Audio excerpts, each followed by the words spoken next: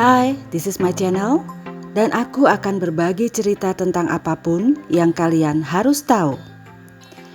Kali ini aku akan membawa kalian ke sebuah tempat yang ada hubungannya dengan sejarah Gunung Purba.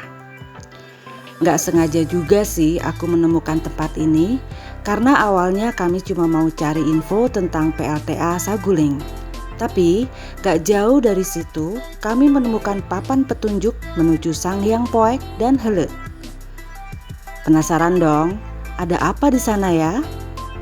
Lalu kami parkir mobil di lokasi yang gak jauh dari kantor PLTA Saguling. Kemudian kami bertemu dengan pemandu yang sedang menunggu di parkiran.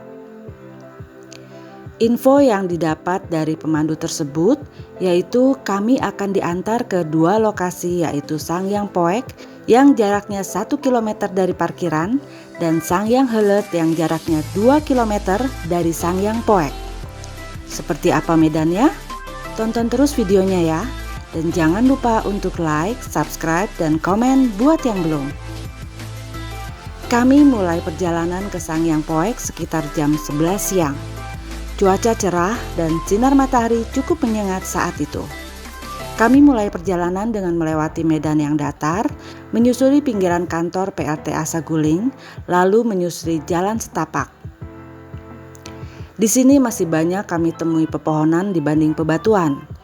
Dan akhirnya kami sampai di pintu masuk lokasi wisata Sanghyang Poek, sebuah areal yang didominasi oleh bebatuan raksasa. Dan tak jauh dari pintu masuk, kami menemukan sebuah batu raksasa yang di dalamnya terdapat goa. Inilah yang dinamakan Sanghyang Poek. Tapi sebelum masuk ke gua, kami harus membayar tiket masuk yang cukup terjangkau, yaitu 20.000 per orang. Parkir motor 5.000 dan parkir mobil 10.000. Dan untuk jasa pemandu dikenakan biaya 100.000 untuk mengantarkan kedua lokasi tersebut. Tapi kita boleh juga kok nggak pakai jasa pemandu, jadi bukan satu keharusan ya. Pemandu mengajak kami masuk ke Goa Sanghyang Poek. Goanya sih nggak panjang, tapi medannya lumayan sulit.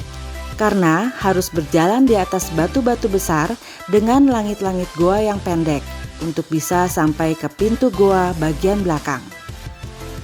Setelah berhasil keluar dari pintu goa bagian belakang, kami rehat sejenak dengan berfoto ria dengan tim yang bersamaku saat itu. Perjalanan kami lanjutkan menuju Sanghyang Helet yang jaraknya 2 km dari sini, dengan medan yang mulai menantang. Kami harus melewati tanjakan bebatuan, berjalan di antara bebatuan besar dan tangga kayu yang dipasang untuk menyeberangi bebatuan.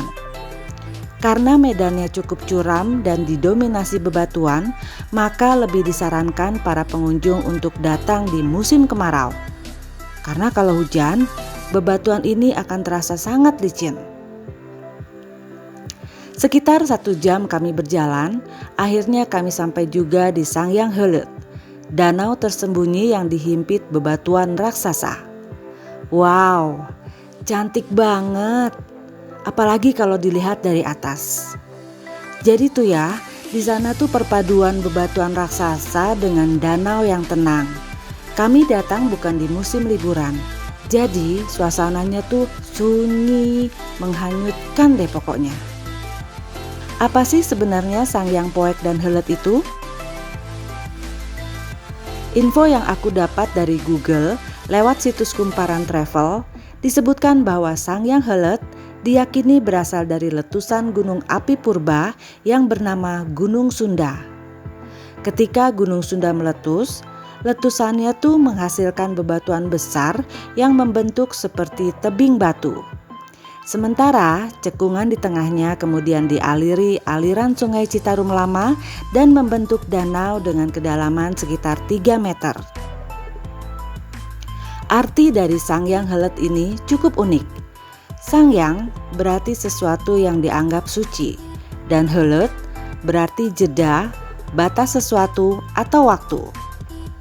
Dalam bahasa Sunda kuno, sebutan sangyang ditujukan untuk menghormati seseorang atau sesuatu yang dianggap suci atau memiliki kekuatan supranatural. Hal tersebut didukung oleh info warga setempat yang percaya bahwa Danau Sangyang Heuleut kerap dijadikan sebagai tempat menyucikan diri dan mandi para bidadari. Anggapan itu sesuai dengan lokasi danau yang tersembunyi dan terpencil. Sangyang Poek dan Sangyang Heuleut berlokasi di Raja Mandala Kulon, Kecamatan Cipatat, Kabupaten Bandung Barat. Dari info yang aku dapat, Danau Sangyang Heuleut ini masih belum dikelola secara resmi oleh pemerintah. Karenanya, akses menuju tempat ini pun masih bisa dibilang sangat terbatas. Tangga, tempat parkir, dan jembatan yang ada di kawasan Danau Sangyang Poek dan Heuleut ini kabarnya disediakan oleh warga setempat. Perjalanan kali ini agak ngeri-ngeri sedap sih, karena awalnya aku sempat merasa gak kuat. Tapi karena disupport oleh tim dan dikawal oleh pemandu yang sabar, akhirnya aku dan tim bisa sampai di kedua lokasi tersebut dengan selamat dan kembali pun dengan suasana gembira.